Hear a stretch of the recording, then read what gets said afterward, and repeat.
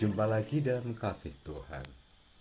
Saudara-saudaraku terkasih, dalam suatu perjalanan kita mungkin menyaksikan hal-hal yang tidak menyenangkan atau yang menyenangkan, yang membuat kita merenung. Sambil berjalan-jalan dengan saya, mari kita merenungkan sesuatu tentang kecemasan dalam hidup. Saudara-saudaraku terkasih dalam Tuhan, siapapun kita, tua, muda, kaya atau miskin, pasti punya kekhawatiran dan kecemasan dalam hidup. Kecemasan yang sama dalam setiap orang adalah cemas akan masa depan, cemas akan kesehatan, cemas akan kebutuhan hidup. Dan bagi setiap orang tua, cemas akan masa depan anak-anaknya. Memang tidak ada hal yang pasti dalam kehidupan ini, kecuali menjadi tua dan mati. Bahkan nasihat firman Tuhan mengatakan, siapakah di antara kamu yang karena kekhawatirannya dapat menambah sehasta pada jalan hidupnya?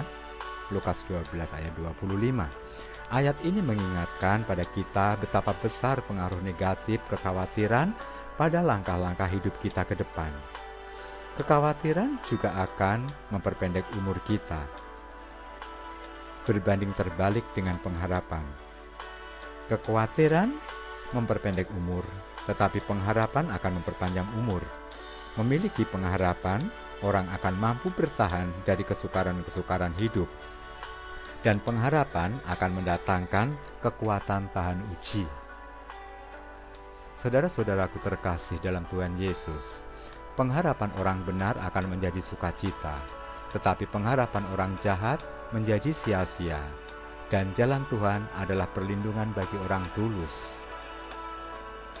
Mungkin kita berpikir, bagaimana kita dapat hidup tanpa kecemasan di dalam dunia fana yang kejam?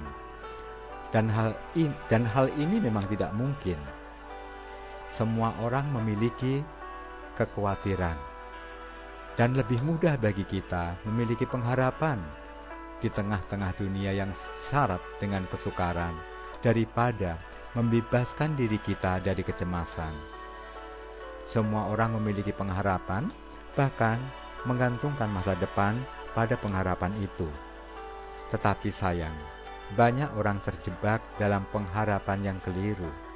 Seperti apa pengharapan yang keliru itu? Saya tidak dapat mengatakan dengan jelas di sini. Tetapi saya dapat katakan seperti membenarkan hal yang salah. Orang yang sudah meyakini hal yang salah dan dianggap benar akan sulit menerima nasihat yang benar. Kira-kira seperti itu pengharapan yang keliru. Seperti apa contohnya?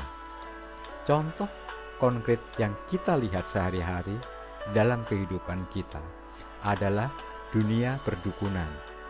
Saya berani katakan ini salah mutlak, totally wrong. Tetapi banyak orang yang sengaja masuk ke dalamnya dan mengikuti jalannya. Kenapa bisa demikian? Karena dunia perdukunan itu nyata, berjalan menuju ujung jurang. Saudara-saudaraku, lalu pengharapan yang benar seperti apa? Pengharapan yang benar adalah pengharapan dalam Tuhan, berjalan seturut firman-Nya, karena kebenaran firman Tuhan itu mutlak. Bagaimana dengan pendapat para ahli dan para ilmuwan yang menjelaskan sesuatu dengan cara ilmiah? Mereka juga benar, karena dua kebenaran tidak akan bertolak belakang. Tetapi jika ada salah satu dianggap keliru, pastilah bukan firman Tuhan. Mari kita berusaha hidup dalam kebenaran firman Tuhan. Harta benda yang diperoleh dengan kejahatan tidak berguna, tetapi kebenaran menyelamatkan orang dari maut. Tuhan tidak membiarkan orang benar menderita kelaparan, tetapi keinginan orang jahat ditolaknya. Berkat ada di atas kepala orang benar, tetapi mulut orang jahat menyembunyikan ketidakadilan. Saudara-saudaraku terkasih, mari kita buang kecemasan, ganti dengan pengharapan yang benar, yaitu pengharapan kepada Tuhan. Takut akan Tuhan adalah permulaan pengetahuan.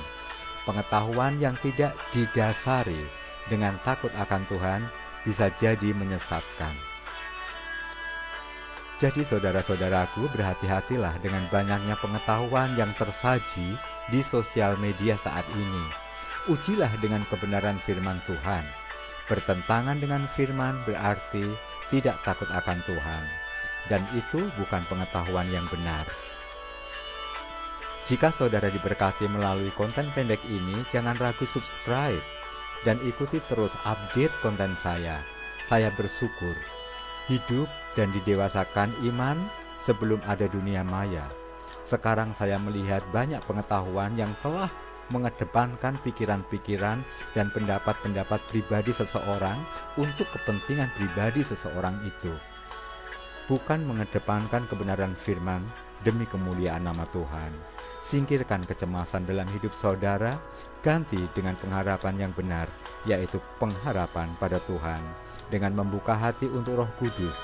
Hanya dengan cara itu, kita dapat menjauhkan kecemasan dan ketakutan dalam hidup kita, seperti yang pernah dialami para rasul saat Roh Kudus dicurahkan.